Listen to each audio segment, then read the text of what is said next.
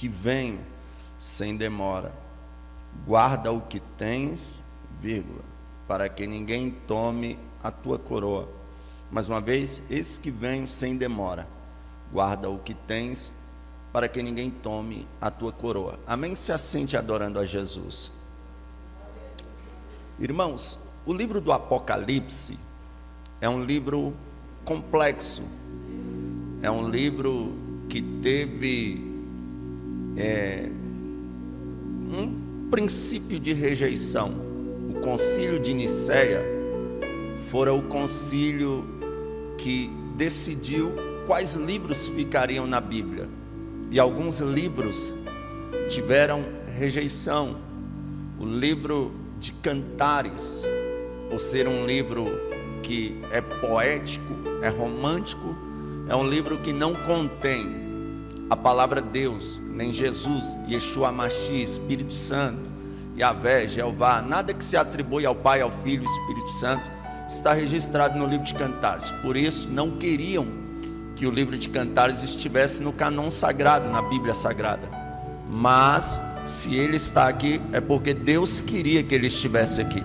Outro livro que teve dificuldade de aceitação fora o livro de Esther. Embora o livro de Esther se enquadra na história dos judeus, também é um livro que não contém a palavra Deus. Você não vai achar a palavra Deus no livro de Esther. Por isso teve seu princípio de rejeição também. Mas se está aqui é porque Deus queria que estivesse aqui. O livro de Ezequiel também teve uma dificuldade de aceitação, porque Ezequiel começa o seu livro dizendo que teve visões de Deus. E o livro de Ezequiel é um livro de visões. É um livro de alguém que teve uma visão atrás da outra. Então, por ser um livro de bastante visões, teve uma dificuldade de aceitação.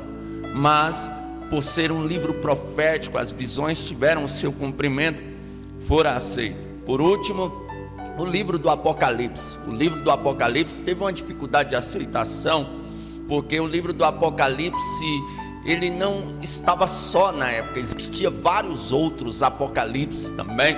E João recebe revelações. Você pode ver que você pega o livro do Apocalipse e vai lê-lo, você vai ver que tem coisas lá no final dele que também tem no começo. Então não tem assim como nós possamos dizer, não é como um livro dos reis que tem o seu começo, meio e fim dando continuidade. Não, ao mesmo tempo que o livro do Apocalipse lá no final está falando do passado, ao mesmo tempo está falando do presente, ao mesmo tempo está falando do futuro, por ser um livro bem complexo e também conhecido como o livro das revelações. João, ele receberam uma palavra profética da parte de Jesus Cristo. Um dia começa uma fofoca entre os discípulos. Se você pensa que fofoca é coisa só da igreja que você congrega, você está enganado. Desde a época de Jesus Cristo já havia fofoca, aleluia, entre os irmãos. Mas Jesus corta a fofoca pela raiz. Jesus é o bom pastor que não deixa a fofoca proliferar. E a fofoca deu sim que João não morreria. Então Jesus vai dizer a Pedro: te importa, Pedro, se eu quero que ele viva? Jesus não falou se ele ia morrer ou não, mas Jesus disse: que te importa, Pedro, se eu quero que João viva? E João foi o último dos discípulos a restar então vivo. João, ele sofre alguns ataques, segundo a história. Prendem João, aleluias, e colocam ele dentro de um caldeirão de azeite fervendo, e João sai de lá intacto, ele não se queima. Isso me chama a atenção, isso me faz pensar: quem alcança um grau de intimidade com Jesus, recebe um fogo na vida que é mais poderoso do que qualquer fogo que exista aqui na terra, é mais poderoso do que qualquer outro tipo de coisa. Por que, pregador? Porque Sadraque, Mesaque e Abidnego entraram em uma fornalha aquecida 7 vezes e não se queimaram. João foi jogado dentro de um caldeirão pegando fogo e não se queimou. Então foi algo que Deus deu assim, um livramento. Os gregos na época, nós sabemos que foi da Grécia que nasceu a mitologia, e as mitologias da Grécia Antiga colocavam algumas pessoas como semideuses, pessoas essas que tinham algo que as pessoas normais não tinham, pessoas que tinham dificuldade de morrer. Era considerado pelos gregos uma pessoa anormal, um semideus. Um exemplo, estourou aqui, aleluias, em Minas Gerais, a barragem de Brumadinho, e uma mulher ficou soterrada durante 7 dias e conseguiram tirar ela com vida. Essa mulher seria considerada pelos gregos como uma semideusa, porque as pessoas que tinham dificuldade de morrer, eles consideravam semideuses, e pessoas que não morriam com facilidade e, aleluia, causavam pavor nos gregos, eles levavam e exilavam numa ilha que é conhecida como a ilha, aleluia, de Patmos. Essa ilha, ela era pelos gregos amaldiçoada. Os gregos tinham tanto medo dessa ilha que quando eles levavam alguém para lá, eles não chegavam na margem, eles ficavam a certa distância da margem, jogavam a pessoa amarrada para a pessoa ficar exilada lá. E obviamente fizeram a mesma coisa com João. João é exilado na ilha de Patmos. Lá ele está pelos gregos abandonado para morrer, mas Jesus já tinha dito que me importa, Pedro, se eu quero que ele viva. Então entenda uma coisa: se Jesus quer que alguém fique vivo, bala não mata, faca não mata, câncer não mata, coronavírus não mata. Aleluia, o cristão, ele só terá a sua vida ceifada a hora que Deus quiser, porque Deus, além de mandar no céu, Deus, além de mandar na terra, Ele manda na vida e manda na morte. E ainda se tiver morto há 4 dias, se Ele quiser ressuscitar como Ele fez com Lázaro, Ele ressuscita, porque Ele é Deus. E João vai para lá, e quando João está lá, a história diz que João dobra os joelhos e ora. Se fosse eu acredito que eu faria totalmente diferente. Eu acredito que eu murmuraria na hora. Eu chegaria na ilha de Patmos e diria: Deus, o tanto que eu fiz pela tua obra, o tanto que eu preguei, o tanto de alma que eu ganhei, eu dei a minha vida pelo evangelho, e olha o que eu ganhei. Estou aqui exilado na ilha de Patmos. Se fosse eu acredito que eu falaria isso. Mas João era tão crente, João era tão fervoroso, que quando ele chega lá, em vez de ele reclamar, em vez de ele murmurar, ele dobra o joelho e ora. E quem ora não é abandonado por Deus. Ainda que o pai, a mãe que amamenta abandone, Deus não abandona. João está lá exilado, sozinho, abandonado, mas quem ele precisava não o abandonou, porque quando ele orava, ele ouve uma voz. Quando ele olha para ver quem é que fala com ele, ele vê os 7 castiçais, e no meio dos 7 castiçais, ele vê um semelhante ao Filho do Homem. Ou seja, quando ele pensou que estava abandonado, ele recebe uma visita, mas não é qualquer visita, é a visita do nosso Senhor e Salvador Jesus Cristo. E lá ele começa a dizer: olha, as coisas que eu vou te falar, tu escreve. João vai escrevendo. Então daí surge o livro da Revelação, o livro do Apocalipse, escrito por João, em dificuldade, exilado, em uma dificuldade. Ele foi colocado lá praticamente para morrer. Talvez foi a maior prova que João passou em toda a sua vida, foi a exilação na ilha de Patmos. Mas lá ele recebeu as maiores revelações da história da sua vida. Eu acho incrível, Deus exilou João na ilha de Patmos para dar essas revelações tão profundas. E eu fico olhando, tem hora que eu fico pensando: meu Deus, será que as coisas mudaram? Eu sei que não mudaram. É por isso que não dá para tolerar. Tem camarada por aí, surgiu umas modinhas da internet, que o camarada fica lá com uma bacia cheia de óleo, com uma bacia de farofa, de sal, sei lá, e o cara revela mais em 1 hora de live do que João, aleluias, lá na ilha de Patmos. Aleluia. Eu fico pensando: Jesus, o que está acontecendo? Não dá para crer nesses falsos profetas. Quer dizer que Deus não revela? Revela sim. Ele revela as coisas ocultas aos pequeninos, mas quanto maior a revelação, mais luta eu passo. Paulo disse: para que, aleluia, eu não me exaltasse, pela excelência das revelações foi-me dado o espinho na carne. Ou seja, quanto mais profunda a revelação, mais espinho tem exilação na ilha de Patmos, mas abandono não. Jesus estará contigo todos os dias, até a consumação dos séculos. Glória seja dada ao nome do Senhor Jesus Cristo. O que acontece? João vai receber agora revelações sobre as 7 igrejas da Ásia, e todas elas, Deus vai dizer a João: olha, eu conheço. Escreve ao anjo da igreja que está em Éfeso, está em Pérgamo, está em Esmina, está em Tiatira, está em Filadélfia, está em Laodiceia. A todas, aleluias, o Senhor se apresenta dizendo: eu conheço as tuas obras. Engana-se quem pensa que Deus não está vendo. Engana-se quem pensa que Deus está por fora do que está acontecendo. O que tem de pilantragem envolvida em algumas denominações por aí, o que tem de pastor charlatão, o que tem de falso profeta, o que tem de falsa profetisa, o que tem de gente que não tem temor, leva uma vida dupla de adultério, de mentira, de roubo, de profanação. E alguém pensa: ah, Deus não está vendo. Vai nessa, Deus está vendo sim. Ele, a todas as igrejas, ele disse: eu conheço as suas obras. Davi já dizia: para onde mirei eu da tua presença? Se eu subir no mais alto céu, lá o Senhor está. Aqui na terra o Senhor está, nas profundezas o Senhor está. Não tem como fugir da presença de Deus. Aleluia. Deus não se zomba dele, ele não se deixa escarnecer. Tem gente brincando com o evangelho, mas o juízo final está vindo aí. Aleluia. E a coisa vai ficar feia, porque ele tem um prumo, ele tem uma balança, ele tem um juízo para quem está brincando com o evangelho. Então ele conhece as minhas obras, ele conhece as suas obras. Esteja ciente disso. Eu me lembro de um testemunho de um irmão.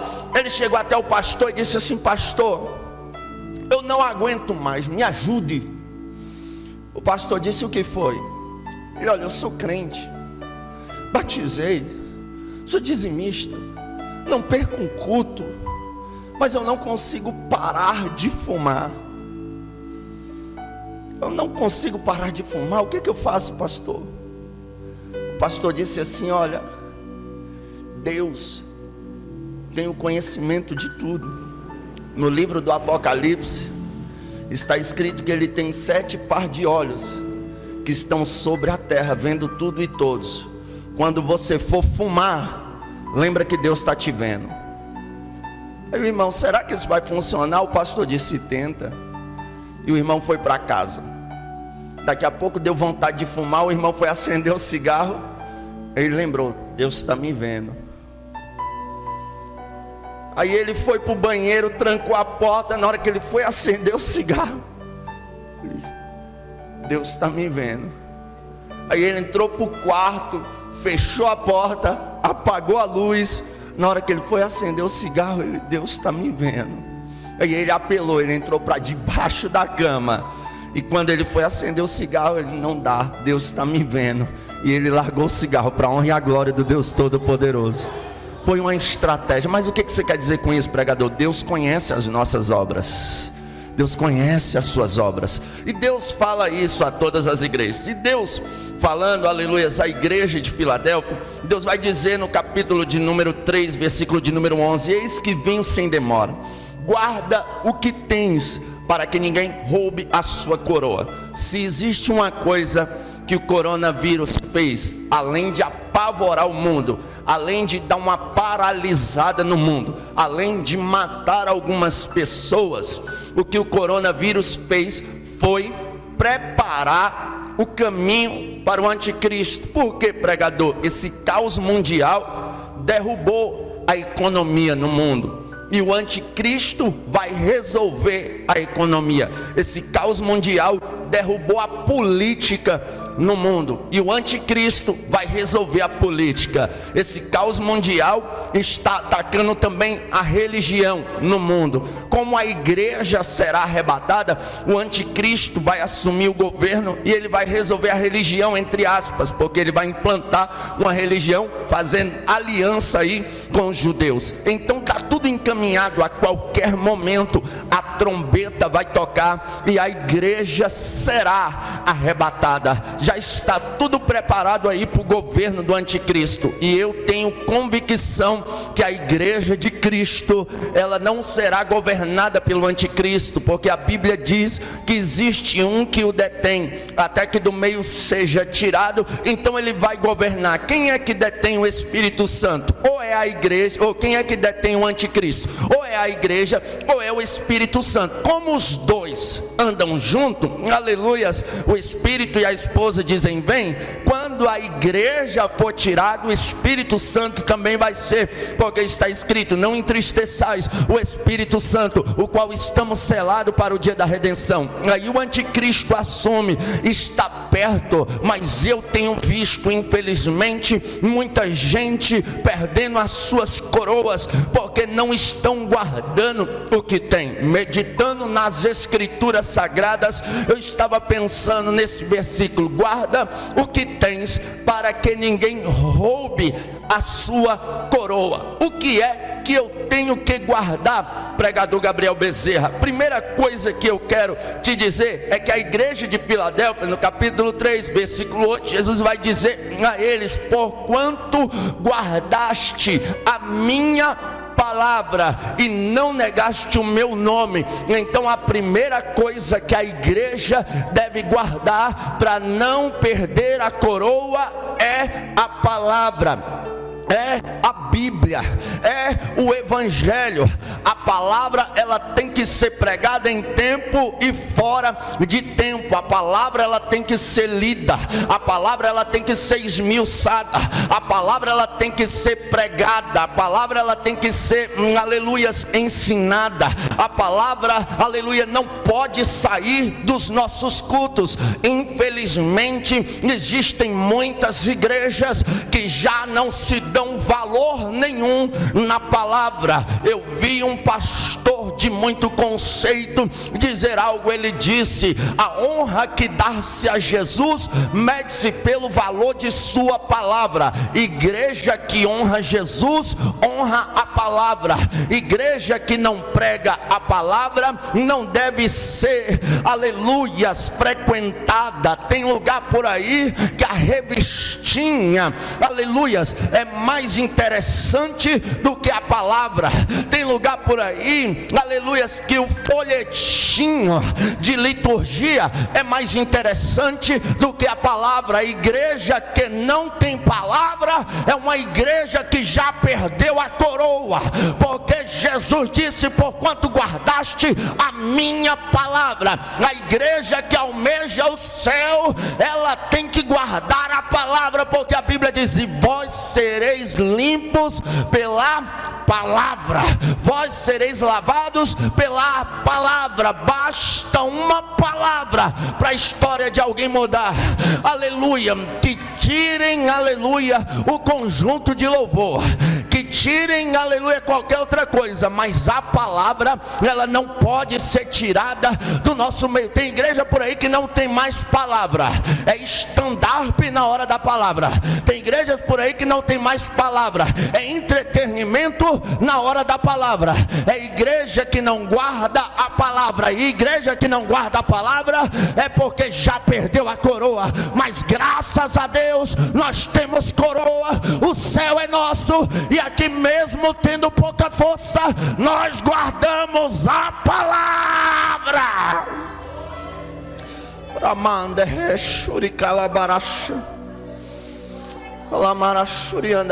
Faça as pazes com a Bíblia, faça as pazes com a palavra. Sabe, o pastor foi visitar um casal de irmãos, e os irmãos tinham recebido uma bênção e pediram para o pastor orar. Os irmãos tiveram que dar uma saída no meio da visita do pastor. Aí eles voltaram, o pastor despediu. Eles olharam o cheque que estava lá em cima do sofá, e o cheque já não estava mais. E eles ficaram com raiva do pastor. Não foram mais na igreja e saíram na cidade falando que o pastor tinha roubado o cheque. E quando foi um dia, eles encontraram o pastor no supermercado. Aí o pastor falou: por que vocês não foram mais na igreja? E a mulher surtou: como é que você fala isso para mim? Você roubou o cheque lá em casa. Aquele dia nós estávamos lá, nós saímos, só você ficou lá e o cheque sumiu.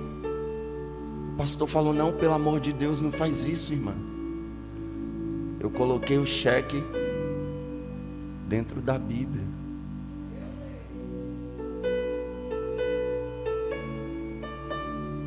Isso é sinal que os irmãos não tinham o hábito de mexer na Bíblia. Sabe, basta o cara soltar uma ideologia dele na internet hoje que desvia alguém. Por quê? Porque é uma geração rasa nas escrituras. É uma geração que não quer ter conhecimento bíblico. É uma geração por aí que não quer guardar a palavra. É uma geração por aí que infelizmente, se o pregador passa de 25 minutos pregando, ele já fica no relógio: meu Deus, não vai terminar não, não vai terminar não, não vai terminar não. Você pode ver que culto de campanha, igreja lotada, culto de não sei o que, igreja lotada, mas cultos de doutrina, escola bíblica dominical, igrejas vazias. Por quê? Porque não querem guardar a palavra. Então, irmãos, aleluias, nós temos que guardar o que nós temos para não perder a coroa. Aprendemos com a igreja de Filadélfia: vamos guardar a palavra, porque se nós guardarmos a palavra, Ele vai nos livrar da hora da tentação que há de vir sobre toda a terra. Louvado seja o nome do Senhor dos Exércitos. A Bíblia diz também o que mais nós temos que guardar. No livro de Provérbios capítulo 4, versículo de número 23, está escrito assim: sobre tudo que deve guardar, guarda o teu coração, porque dele procede todas as saídas da vida. Se queres manter a coroa de glória, guarde também o seu coração. Aleluias, nunca se viu uma geração que está sofrendo tanto emocionalmente, porque não guarda o coração. Enganoso é o coração do ser humano. As pessoas hoje entregam o coração de bandeja para qualquer um. Meninas de 12, 13 anos querendo se suicidar por causa de uma paixãozinha. Sabe o que é isso? É porque não guarda o coração. É gente que casa com menos de um ano já separa. Por quê? Porque não guarda o coração. Guarde o seu coração para você ter uma vida com Deus, uma vida de comunhão com Deus. O sangue de Jesus tenha poder sobre o meu e sobre o teu coração. Guarde o seu coração. Eu não quero me deter aqui. Outra coisa que nós devemos guardar, aleluia, a Bíblia diz no livro de Eclesiastes capítulo 5, versículo de número 1: guarda os teus pés quando entrares na casa do Senhor. A Bíblia diz: não apressa-te em pôr os seus pés a caminho do mal. Infelizmente, aleluia, tem gente pisando aonde não é para pisar. Tem gente que não está preocupando-se em guardar os seus pés, aleluias, nem mesmo na casa do Senhor. Tem gente que não se preocupa em guardar os pés quando entra. É gente mascando chiclete, é gente pintando as unhas, é gente trocando mensagem no WhatsApp, é gente, aleluias, mexendo no celular toda hora, é gente vendendo natura, é gente fazendo tanta coisa. Mas a igreja que vai morar no céu, ela guarda os pés quando entra na casa do Senhor para adorar. Se isso é verdade, levante a mão da glória. Agora, outra coisa que eu quero ser rápido E objetivo hoje, o apóstolo Paulo vai dizer na segunda carta a Timóteo, capítulo de número 4, versículo de número 7, aleluia: combati o bom combate, acabei a carreira, mas eu guardei a fé. A fé deve ser guardada, sabe? Se me perguntarem hoje eu fiz em janeiro desse ano 14 anos que eu aceitei a Jesus.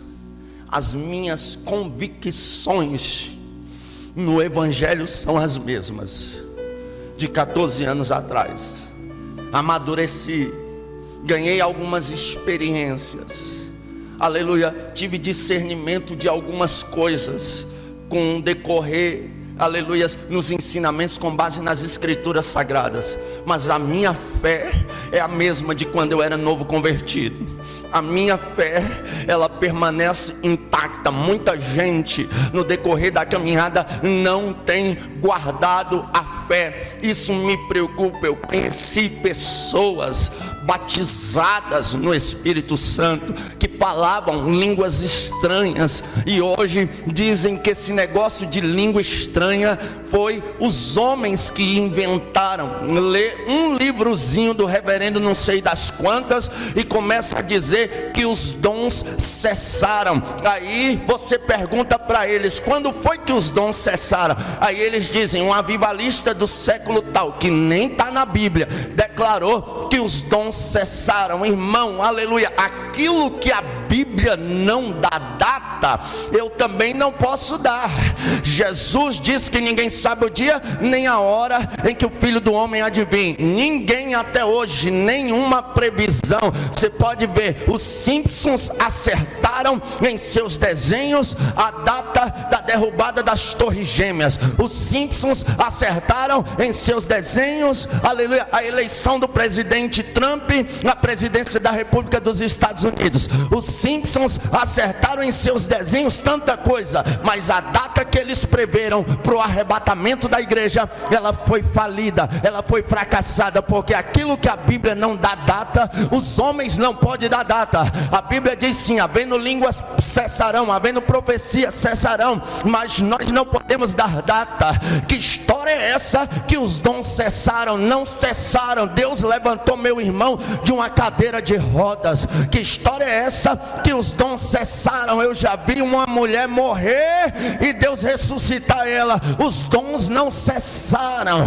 O que tem por aí é pessoas que não guardam mais a fé, porque estão sendo levados para o evento de doutrina.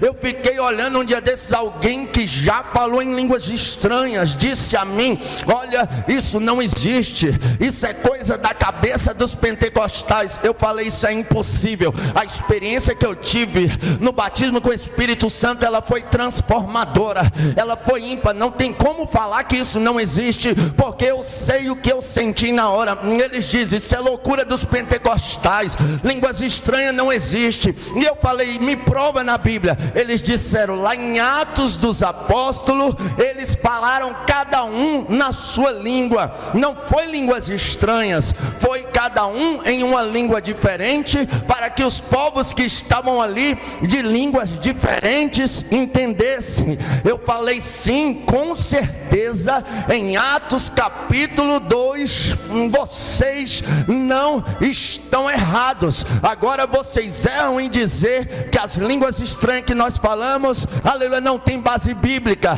que as únicas línguas que foram faladas foi para interpretação ali das línguas que os povos falavam, e foi só em Atos e pronto. Eu falei: não foi em Atos. Primeiro, Paulo, quando vai visitar a cidade de Éfeso, ele encontra 12 varões, todos falavam a mesma língua, não havia necessidade de, aleluia, falar uma língua diferente nenhuma. Paulo impõe as mãos sobre a cabeça deles e eles são batizados com o Espírito Santo, começam a falar em outras línguas e a profetizar. A Bíblia diz que estava Cornélio, aleluia, quando teve uma revelação, aleluia, mandou chamar Pedro. Pedro veio. Pedro Pedro pregou uma mensagem tão simples. Ele anunciou a morte e ressurreição de Cristo, e estando Pedro ainda falando, o Espírito Santo caiu sobre eles, e eles começaram a falar em línguas estranhas. Que necessidade havia se todo mundo entendia as suas línguas? Então, aleluia, a fé que eu tinha há 14 anos atrás, eu guardo ela. Se no decorrer da caminhada tu perdeu a fé naquilo que tu acreditava quando aceitou a Jesus, eu tenho uma palavra: arrepende-te, volte às primeiras obras, guarde a fé para que tu não perca a coroa. Guarde a fé. Josué e Caleb vai dizer: eu tinha 40 anos quando eu recebi a promessa. Hoje eu estou na casa dos 80, mas a minha fé ainda é a mesma, o meu vigor ainda é o mesmo. Igreja, em nome de Jesus Cristo, guarde a fé. Não abra mão da fé. Tenha fé. Nós não podemos perder a fé que nós temos no nosso Senhor e Salvador Jesus Cristo. Nós não podemos perder a fé nas Escrituras Sagradas. Nós não podemos perder a fé que a qualquer momento a trombeta vai tocar e nós seremos arrebatados. Nós não podemos perder a fé, aleluias, no Evangelho que nós servimos. Aleluia, tem muita gente perdendo a fé, muita gente abandonando os princípios, muita gente apostatando-se da fé.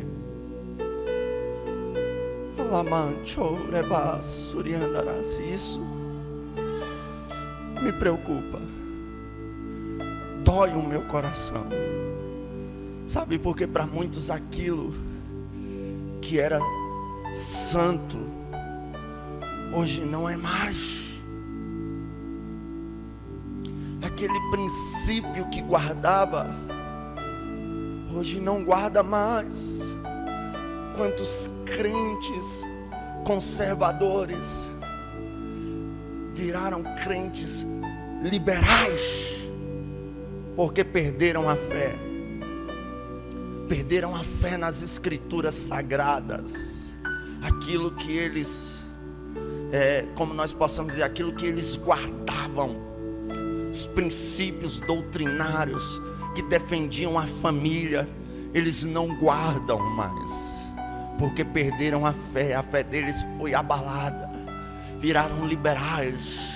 Podem trocar de esposa como trocam de roupa, podem trocar de marido como troca de roupa, podem sensualizar à vontade, podem mentir à vontade. Tem gente que mente tanto, irmão, que isso é até assustador. Porque perdeu a fé. Tem gente que para comprar uma casa vai lá e falsifica contra-cheque, falsifica valor. Tem um negocinho com despachante, vai ser despachado no céu daquele grande dia, porque Deus não tem falcatrua com ele. Deus não precisa de falsificação de documento para dar casa para ninguém, para dar carro para ninguém, para dar bênção para ninguém. Deus não mexe com isso. Então, irmãos, o que está acontecendo, essa liberdade que estão pregando por aí, ela não existe. Em Cristo nós somos livres, mas está escrito que nós não devemos usar a liberdade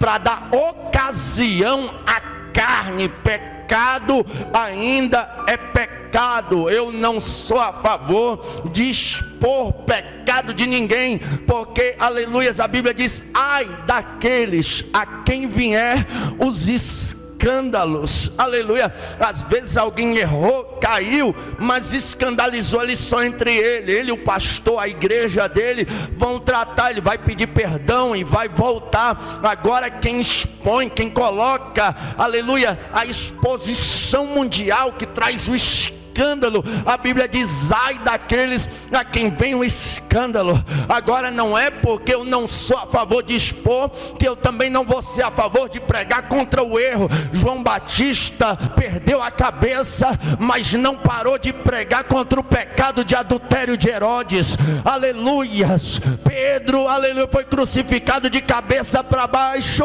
mas não negou a fé, permaneceu pregando o evangelho que liberta. Estevão olhava para os fariseus e pregava contra o pecado deles. Eles ficavam com tanta raiva que os seus rostos ficavam desfigurados. Apedrejaram Estevão, mas Estevão não negou a fé. Evangelho confronta, evangelho vai contra as minhas vontades da carne. A Bíblia diz: andeis em espírito e não cumprireis as concupiscências da carne. Concupiscências nós vamos ter, desejos nós vamos ter.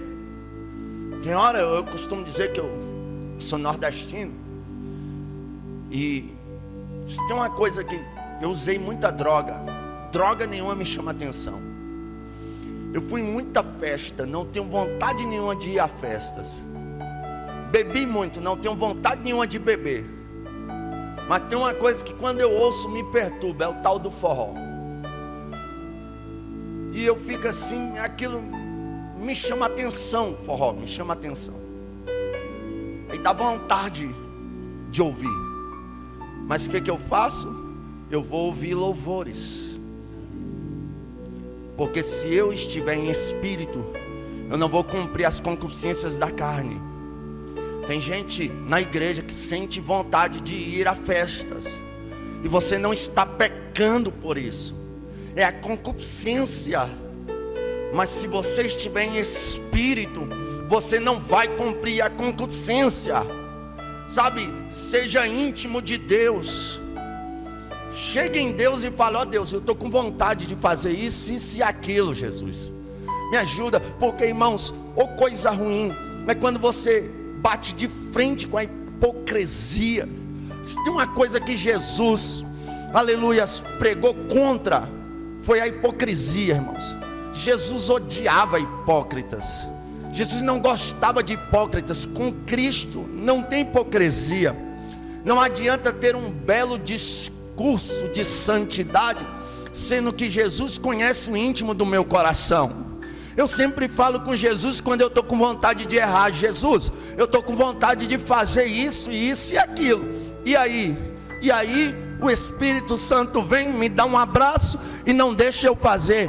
Porque é melhor confessar a vontade do que confessar o erro praticado. Então andeis em espírito e não cumprireis as concupiscências da carne. Se nós não guardarmos a fé, aleluias, nós iremos desviar dos caminhos do Senhor. Então guarde a fé, leia a Bíblia. Se você ler a Bíblia, você vai entender pelas escrituras que você não deve apressar os seus pés para o erro, que você não deve errar, que você deve fugir do pecado, porque o pecado nos destrói.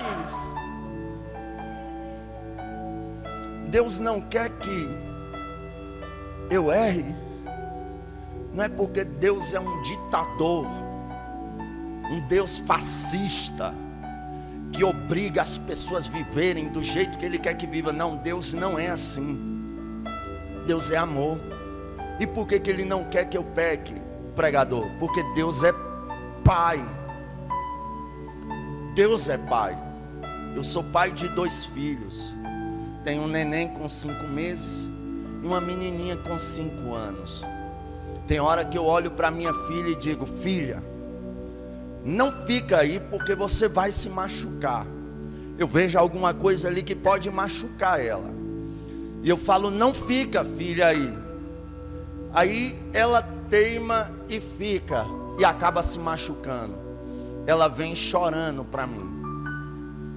Eu vou deixar de amar ela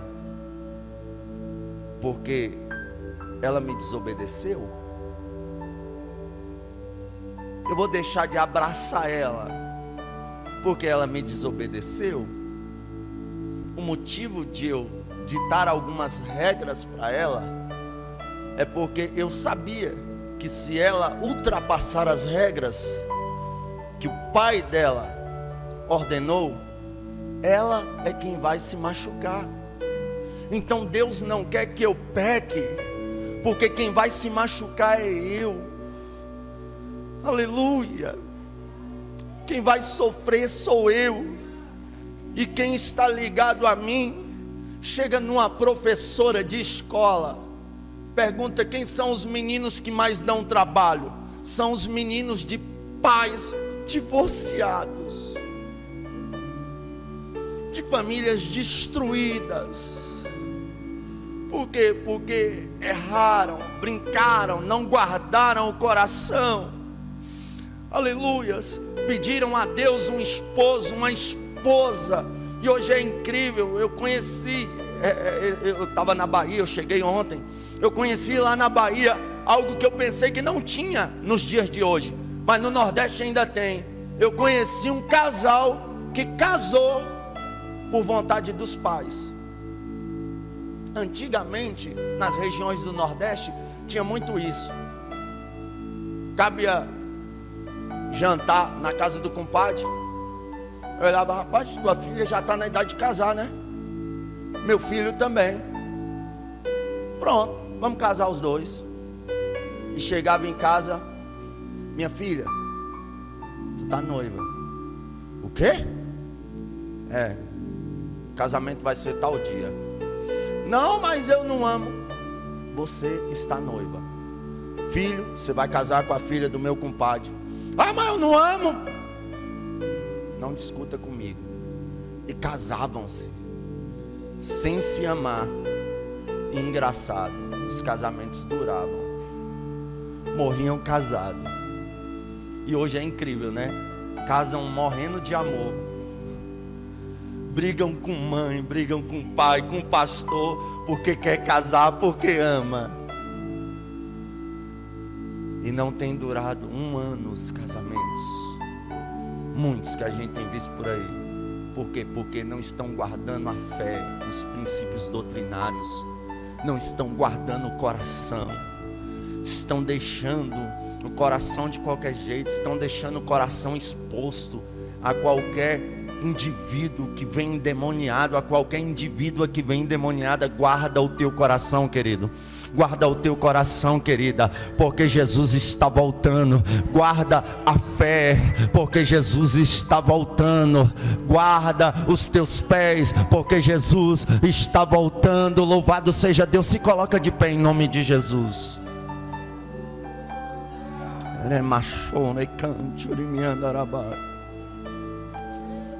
Laravasui, Triofaz, Tel, Ecleplava, Xúria. Urialamanda aqui, a Plavandara, Calachuri, Andarabana. Uriarabasui, de quem Ureba. Guarda o que tens, para que ninguém roube a sua coroa. Feche os seus olhos, eu quero orar por você. Maravilhoso.